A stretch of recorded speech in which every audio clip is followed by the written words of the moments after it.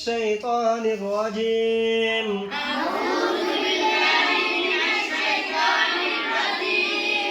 بسم الله الرحمن الرحيم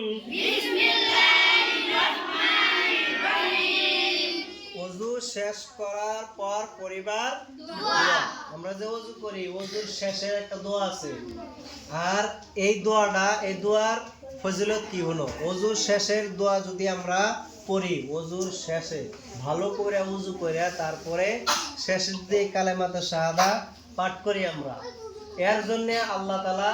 জান্নাতের 8টা দরজা খুলে দেব এখন বুঝছো কি তাহলে ওযুর শেষের দোয়া আমরা পড়বো হ্যাঁ দেখো ওযু শেষ করার পর পরিবার দোয়া আশহাদু আল্লা ইলাহা ইল্লাল্লাহু ওয়াহদাহু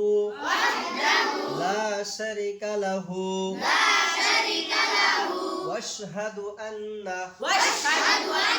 واشهد أن محمدا عبده ورسوله اللهم اجعلني من التوابين واجعلني من المطهرين